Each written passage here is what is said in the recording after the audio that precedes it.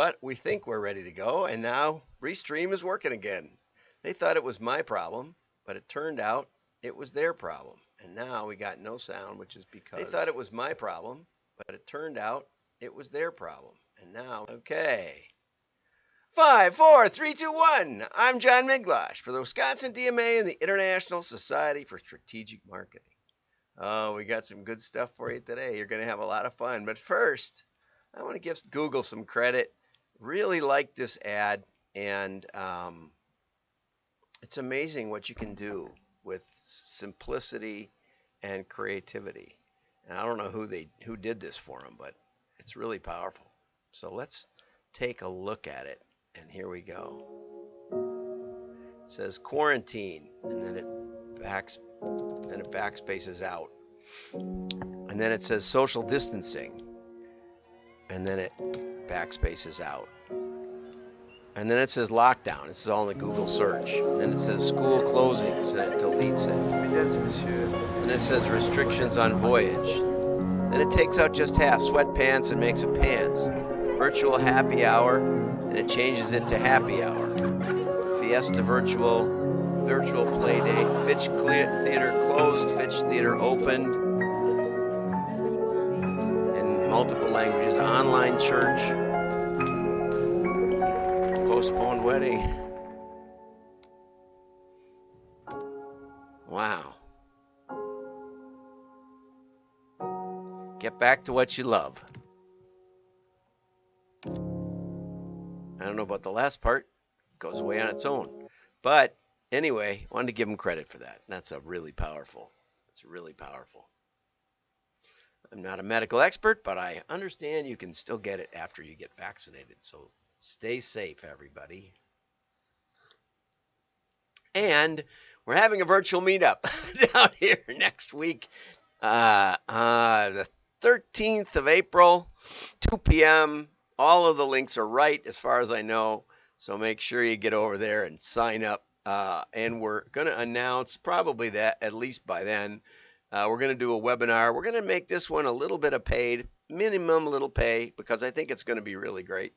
And but free for the Wisconsin DMA membership. So a reason to join, as always. There's always a reason. So let's get over to the rest of the story. Oops. And I want to talk today about sending handwritten notes. Okay. And I got on this path about something like November, late November, early December, because I found out that from somebody at USPS that somebody high up in USPS was open to getting personal notes. And so I used to send personal notes. I have one to Joel Quadracci that I sent in 2005. And I still have a copy of that one around here somewhere. I used to use a light table with a piece of paper that had dark lines on it so that I could keep everything straight. And I used to, but I don't have a light table anymore, so I used a tablet, but that was messing everything up because the tablet, you can't just use it as a light table. That would be an interesting app. Just turn on the light on the table. Does anybody use a light table anymore? Anyway, so I had a lot of trouble. It took me hours and hours and hours. I sent the package, and it was just, it was a 9x12 envelope. It had some inserts in it, and I really worked hard on it. It took me like 6-8 weeks or something to get done. And following up just on a LinkedIn note, she said she never got it, and which was devastating. So I was looking for alternatives, and I mentioned this to somebody, and they sent me a picture of their handwritten note machine. And so this is from Automotive News, which is always interesting to me that, I'm getting direct mail ideas given to me by publications that have nothing to do with direct mail per se. But here's this machine. Now this one is about a particular company, Handwritten. It kind of spelled funny. I always worry about spelled funny business names because they're spelled funny. And if you type handwritten like you think, though it's memorable, it's not going to get you there. But anyway, they said it's kind of human touch at scale, which is very dangerous. Of course, we all know. They didn't have any pictures in this article, but my friend Keith Lawson down in Arizona sent me a picture of his machine and said they could send it for me. And here's how it comes out. Right here is the handwritten note. And similar thing, so you don't have to use handwritten. There's a bunch of companies, including Keith's, who shows up on here, but today he didn't. He's going to regret this. Okay, and some send Christmas cards, others use replacement service mailers. And they said, hey, instead of saying get a lease payment on a 3 Series, it's more like, we know this thing about you. We want to introduce you to this particular product, or we want to introduce ourselves as a new store. You know, it's not really personal, but it's something. I can see that it would get open because I always like getting birthday cards and stuff like that. Anyway, then yesterday, as happenstance happens, I got this from Matt Redman, who's selling PenPoint, which is another company that does this letter writing stuff. But I especially enjoyed his salutation. Hey, first name. So he's using a robot on LinkedIn to send information about personalized mail. It's like, could we shoot ourselves in the foot any better than this? I wrote him back and I said, hey, you really got my attention with this note. Sincerely, first name. And I also like this. If you're not interested at all, I totally understand. Somebody should help him with this sales letter stuff. This is just about as bad as, and there's a 90-day waiting list, so we can't sell it to you anyway. But you know, I'm sure you can find others. Actually, Steve Falk, here's one from Steve Falk. Let's go back to the camera here, which is always dangerous. This I got from Steve Falk. We did an interview. You may have seen it. I don't know if the camera needs to adjust brightness, which I think I have turned off. But he's got this nice thank you. And inside, you can't see it, but it says Steve Falk. At least I can't see it. I'm trying to see if I can see it. Oh, I'm looking at the restream. Anyway, so Steve sent me this, and he actually wrote it out, it looks like, in his own hand because it's tilted funny. And so I compromised on this. Keith said that I could get a handwritten font. So I did this. I know I could print envelopes, and I don't know if you can see this. Yeah, if I get it close enough, you can. Okay.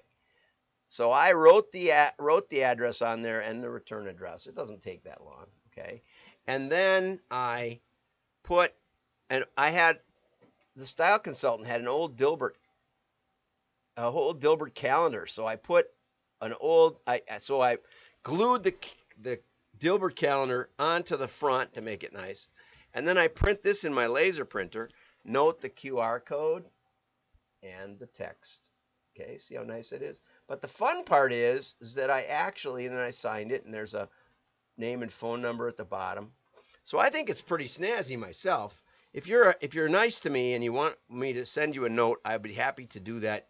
I'm sending it out to WDMA members first. So join, actually get out your credit card, and you'll get a handwritten note by me to you with some kind of shenanigans on it and a Dilbert cartoon, and that would be great. Okay, now I have a really great article that I want to get to, and it deserves a lot of credit, so I'm probably not going to do it today.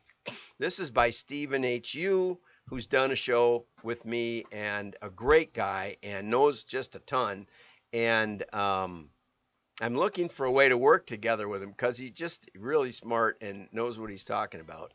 And so we're going to do that tomorrow. Also, I got a greeting from somebody in Abu Dhabi, I think, yesterday or the day before, and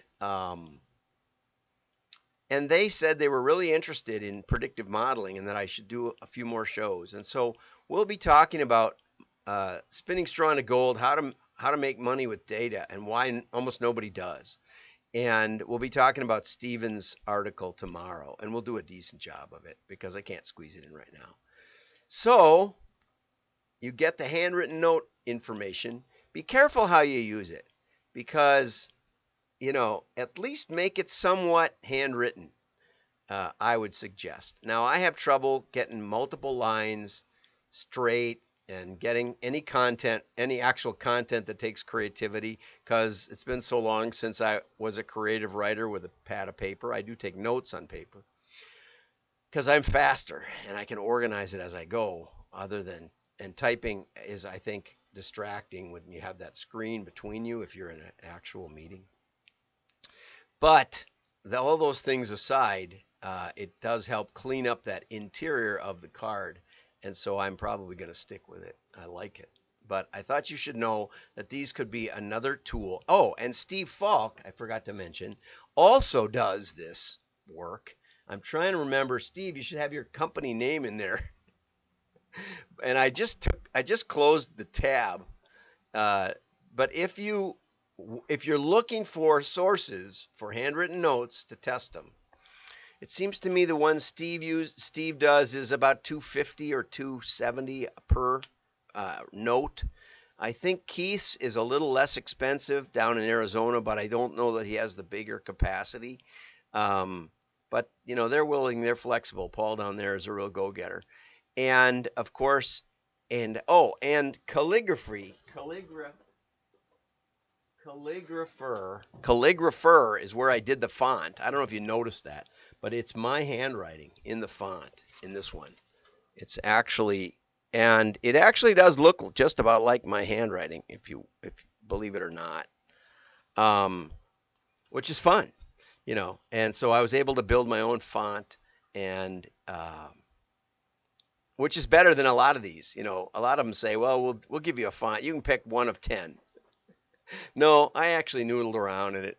And part of the reason I write on the card and write on the address is so that you can see that it's me doing pieces of it. And when you look at the font, my wife said, well, this is your handwriting. I said, I know. Tricky, huh? As usual, you always get a little extra here on the show. Have a great day. Like and share. I'm not sure anyone's out there today because I didn't bother to check because the style consultant says I have to get going fast. So have a great day.